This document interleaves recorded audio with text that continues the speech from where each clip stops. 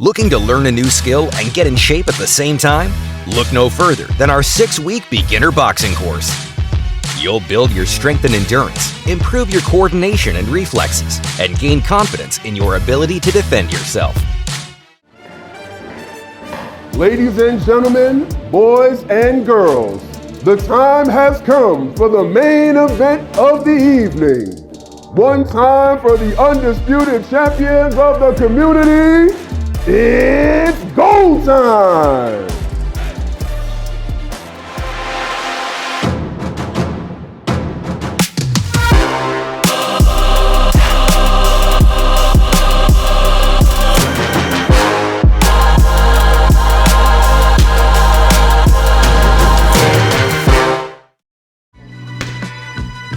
Over me.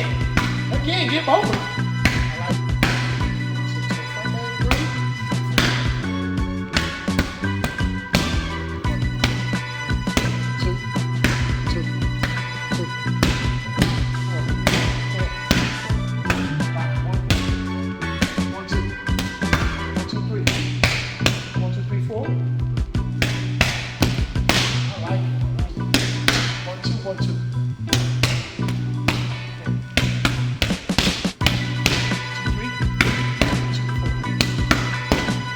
Bobby Brown or Keith Sweat? Keith Sweat. Keith Sweat. Let's get it. So McDonald's, Burger King. Slim Chickens, Razor Cane's. I just had Razor Cane's yesterday for the first time. Razor Cane's. Yeah, amazing. The sauce. The sauce is so good. Football, basketball. Football. Yes, it's football. Of course. Last question: Jordan or LeBron? LeBron James. All right, now we're gonna get to the nitty gritty. We're gonna jump in the ring and get to the real question. It's the champ! Ladies and gentlemen, again, welcome to another installment of In This Corner with the Champ. It's your boy, Manny Gutierrez, the champ, and I got with me my guy, serious champion in this community, Zacheaus Bone Crusher Shaw. We out here. Let's go. Let's go, baby. Man. What's up, bro? What's going on, man? I'm First so off, glad. thank you for having me on the Champ's Corner with you. Yeah, man, I had to. I know, man. You guys been doing your thing. Yeah, man, it's been a great journey. It's been a great time. But you know, on this show, we want to give people their glory, their honor. You've done a lot, you know, with the youth. You've done, and now you're doing a lot with the community and helping people with houses, man. And that's huge, me included. So thank you for that. Yeah. So tell us a little bit of what got you to this point, career-wise. Right. What brought you to, you know, doing mortgages and helping people find homes? Yeah. So for me, you know, coming out of college, originally I went to school, I wanted to become a lawyer. And I graduated and realized I was already about $40,000-$50,000 into debt. So that kind of helped me make my decision in going to work with kids. So that's how I first started. I worked at a place called Summit Oaks, kind of like a foster care home, essentially, and started working with them. That led to me getting into Wells Fargo so I could buy my house. That was really my first reasoning for wanting to make more money, essentially. Fast forward a few years, I ended up getting into life insurance with New York Life. That introduced me to the sales side of things, 100% commission, but it allowed me to have the freedom to coach, which is another way that we've been able to connect. You know, and from there, I found myself being really good at it, but I didn't enjoy it. And a lot of people didn't really enjoy talking about life insurance the way that I would like to get into it. So in turn, that made me start looking for something with the same qualities of having that flexible schedule so I could still coach, be able to provide for my family, and then help people as well. So that's how I got into mortgage, man. Just kind of trying to find my way, find how I can help people the most. So what do you gain? Like what's you're most grateful for? What when you're helping someone find a home, is there a specific type of family that you look for, person that you look for, or what are the rewards, the benefits? Yeah.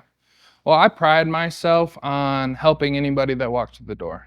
You know, I don't care whether it's $1 million home or it's $100,000 home, I want to make sure that I'm helping my client first. Obviously, the higher price homes, I'm going to take more money away from that. But from my experience, the ones that have felt the best, been most fulfilling, have been the ones with people that are just going through tough life situations, you know, where they don't always know if it's even a possibility, but they're still putting themselves out there, being vulnerable, and seeing what they can do. So those ones are fulfill me the most, kind of keep me going with it. Yeah. So you mentioned you're a coach, right? Yeah. You coach at a school. Yeah. What's that place called? Old Gorman. Yeah. Old Gorman. You got a Yep. cool head coach. Yeah, he's all right. He's all right. He could be all right. But tell me, how do you use some of the things you've learned throughout life in coaching when you're coaching these kids? Yeah, I think for me, sports have always been very impactful for me. I've been in sports my entire life. So I look at football and sports as you can learn pretty much every life lesson, and you're getting people together that come from all different types of backgrounds. So with the sports and what I try to coach and teach is really the life side of things. You know, everything that we're doing today is for the betterment of the team, but in the long run, it's going to make you a better person as you continue to grow and you start to hit those adversities in life, and you're remembering, you know, Coach Manny talking about that voice in your head. You got to beat him up. You got to get through that. So those are huge life lessons that you're able to coach. And you're a family man as well. So let's talk about being a husband, being a dad. Yes, sir. What's your favorite parts? Being a dad is easily my favorite thing that I've done in life. You know, my son, he just had his second birthday. Let's go. He's growing, just got his first haircut. He's looking a little older with the cut, but ain't that weird? you know, it is weird. Like, I didn't what happened to the expect baby that. face? Right. I think it's just, you know, it's life, really. You know, you're going through different adversities, you're going through different challenges, you're having the highs, you're having the lows, but when you walk through that door, all those things kind of disappear. Right. You know what I'm saying? And that's definitely the best thing. And then just building for the future really is something that I'm super focused on right now. I want to be able to give experiences and lessons to my son that you get through only doing. Yeah. Right. So taking him places that maybe I've never been and showing him and exposing him to different cultures, different ways of life, all those things. Yeah, man. What about being a husband, man? Tell us what's your secret? What's the secret to being a great husband? A good wife. There you go. That's Yes. that's a the good secret. answer. Right. If you want to know the secret of being a good husband, get a great wife. Yes. Right, Zeus, write that down. No, but a lot of that, you know, I've been with my wife really since high school. So Cool. I've always had a long-term way of looking at things, you know, and your wife or your spouse, whoever that is really one of your biggest investments in life, because they can cost you a lot, right? And they can also fulfill you with a lot as well. So, yeah, I mean, there's a lot to it, but I think just starting with the right person is That's huge. big. That's huge. So in that, because you're doing a lot, like, you know, when you're moving around and you got a busy schedule at times in football and all those things, how does that work at home? How do you balance home life with professional life, helping kids, helping your own kid? How do you balance all of that? It's a lot, you know, especially last year was our first year of having a child while I was doing all those things. So communication is the first thing that you have to have down with your spouse or with, you know, family members that are going to help out with that, because, you know, it takes a village. For sure. But yeah, the balance just comes with an understanding of sitting down and having understanding with your family on what you're doing. What are we trying to do here? Why am I doing this? What does this do for me? I've contemplated for a while, like, do I still need to coach? Do I want to coach? Right. And it's like, yes, I do, because it's like one of the one things that I love to do that I still do. Right. You know what I mean? So prioritizing those things and communicating it is really the biggest thing to find that balance, because there's really not a 50-50. Right. Right? So it's like you have to make sacrifices. Some things you're not going to be able to do as much, but 100%. So you talk about this is the one thing that you love to do for sure is coaching. What are some of the things you love the most? Outside of coaching? No, coaching. With coaching. With coaching. Helping people see something in themselves that they don't see. Yeah. That's like the biggest thing for me, because I feel like that's what we all need, right? Is a mentor or a coach. You know, I was talking about it today on my own stuff, and it's like even the best players in the world, best professionals in the world, they all have coaches still. Yeah. You know, it's because you can't do it alone. Mm-hmm. So helping people see stuff that they don't see, and then the growth that they have over the season. Yeah. You know, it's the smile on their face, the confidence that they have, the different habits that they've gained over those couple months that you've been with them is really awesome. That's cool, man. And I totally agree 100%. When you're actively involved, excuse me, with the youth and you're, it's an intimate setting. People, I think, underestimate how intimate, you know, sports can be. Yeah. Between coach and player. Person changed my life the most was my high school coach. Right. He had the biggest impact. So you know, that's something that I definitely appreciate. Not only watching you as a coach, but having you on the squad. Like I learned from you, and then I'm like, man, that I want that same passion, and I don't ever want to lose that fire. If I lose it, then I got to get out of it. Right. Yeah. So, but you're wearing a cool shirt. Tell me about the shirt, man. What does that say? Overstepping Poverty.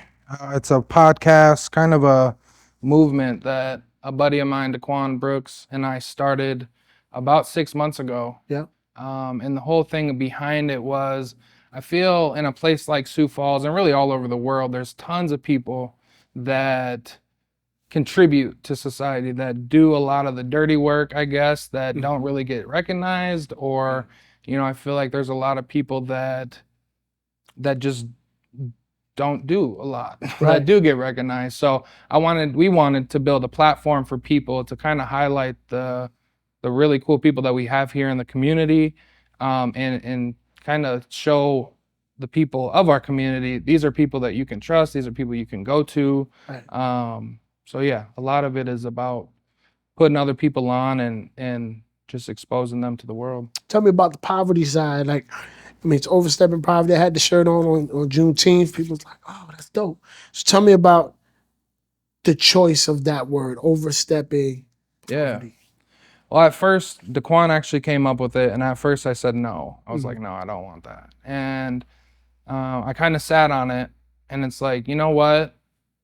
Poverty isn't just a physical place for people, and that's what a lot of people think of. They think of not having enough money, or going without, which is true, right? But I think on a more broad scale, in a way that can connect with everything, is your mind, right? Your mindset is big on what you're feeding your mind, things that you're saying to yourself, you know, those affirmations, just different things that are going through your head, is really where poverty is at. You know, because when you can address your mindset, the things going through your head, and start to change those things, you'll see a lot of different changes in your life as well. But at the same time, that's something we all have in common, is the battles that we go through in our own head, right? So yeah, I loved it because it connected people and didn't exclude people as much as people might think. For sure. So, you know, here at Think 3D, you're talking about mindset. Here at Think 3D, we believe nothing of significance happens without intention. Right? And mindset plays a huge part in intentionality. How has intentionality played a role in your life, in your progress, in your movement? How could you relate those things? You know, shout out to Think 3D. Boom. You know, for having me on this, but also I did the Leaders of Tomorrow. You know what I mean? So I did that last fall during football season. Yeah. And sure enough, a couple months later, the podcast started, and we've been up and running ever since. Yeah. Right. So again, the mindset, being intentional, like you said, when you set your intentions on what you're wanting to do, it's easier to follow that. Yeah. As opposed to waking up every day and kind of just going through the motions. You know, put some things in order, be intentional about what you're doing, but also think about the things that you're doing, right? Because those things, you might not even know why you're doing them. Right. But having that reflection allows you to be more intentional and find the balance, that you're looking for from a couple questions ago on, is this important to me? Is this not important? And kind of weeding through those. Yeah. We believe a lot in energy, and when I'm listening to you, how do you're constantly in contact with people who are in a place of, for lack of a better term, just a place of need, right? They need assistance, whether it be the youth needing a coach to get them to that next level, or somebody who's looking for a home and they need to make this next step. Yeah. How do you regulate your energy? What type of energy do you think, or would you tell a person that they need to do the things that you do? You're not able to help everybody. Right. And I think that's something where when you get into something like this, you want to. Right. Right. And for me, I've taken it in the past, I've taken it really hard when I'm not able to help somebody that I really want to help out because I know they need the help. Right. But that's not fair, to my family when I go home. The energies that I've taken on at work or even when I'm coaching, there is definitely a line that you have to draw on what you're willing to do and what you're not willing to do and setting those standards, because people will run all over you if you let them. Yep. And there's times where you'll do above and beyond for people and they might not appreciate it, but as long as your intentions are right, that helps me at least know it was coming from a good place and able to move on a little easier, I suppose. Yeah, I mean, I think sometimes it is. Sometimes you could be in a thankless position, right? When you're pouring energy into people, but how could they know how much energy you're giving, right? They can only feel. They don't know how much of it is too much for you or a lot for you. So being able to find that balance is the key to say, okay, hey, I'm gonna give what I need to change the situation. I mean, to give for the best outcome, but sometimes we got to go through that and understand that you may not get the thank you that you maybe deserve. You know what I mean? 100%. So what about Zacheaus the Bone Crusher? What would somebody who's familiar with you not know about you? Somebody that is familiar with me that they don't know, I take things very personal. Very personal.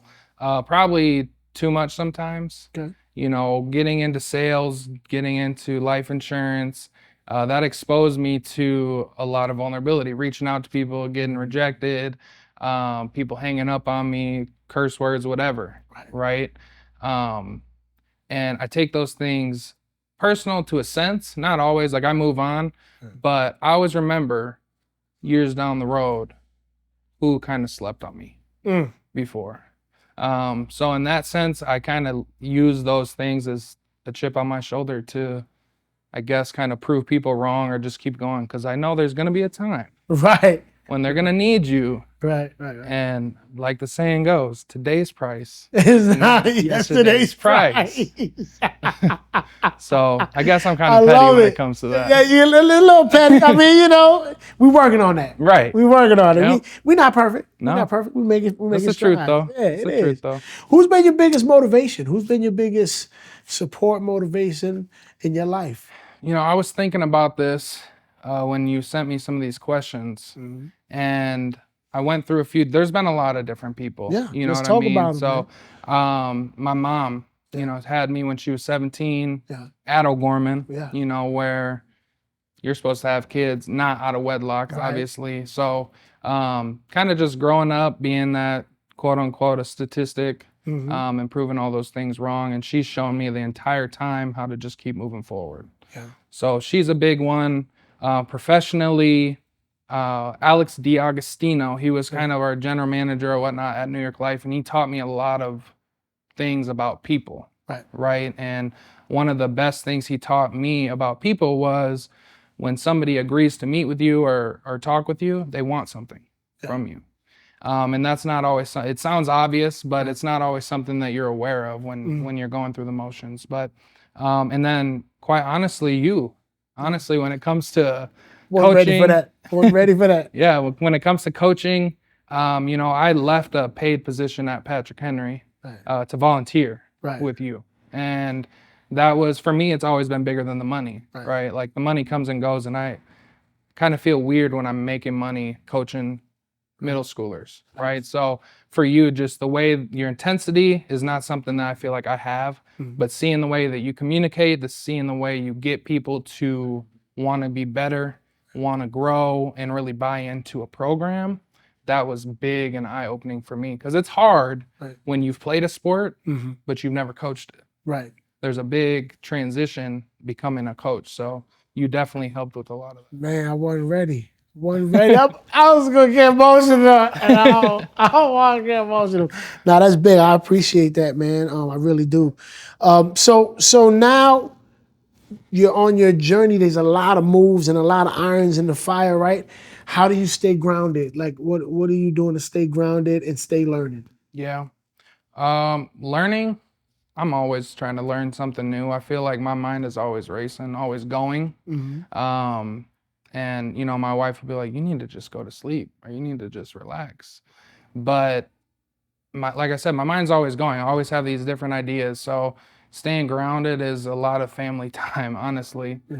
Putting away the phone and having to be intentional about it because there's always something you could be doing. So putting that phone away, kind of spending time with the fam, and I'm not going to say I don't want to do those things, but the way my mind is always going, I have to really try to take a step back. But that refills me, and gives me that energy to get back out and keep going. So really just the quality time with the people you love.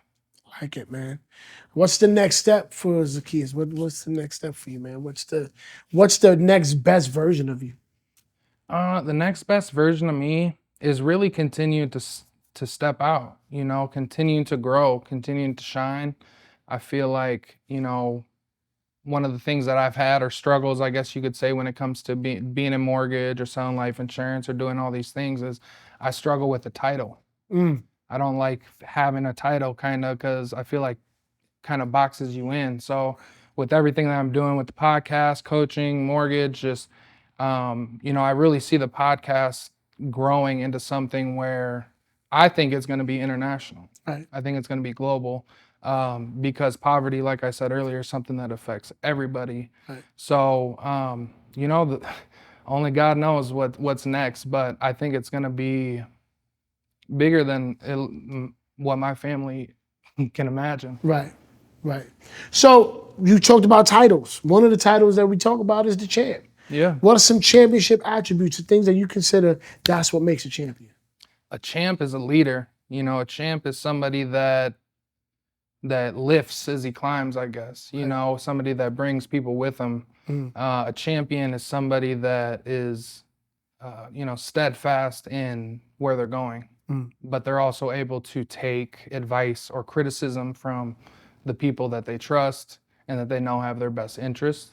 Being a champ, ego can come into play a lot, I feel like, because you start to feel that maybe you're better than someone or better than a situation, but kind of having those people that you can, again, be vulnerable with and trust is huge because we need people around us to have eyes and see things with their vision that we can't always see. So trusting the people around us and leading them. Yeah, man.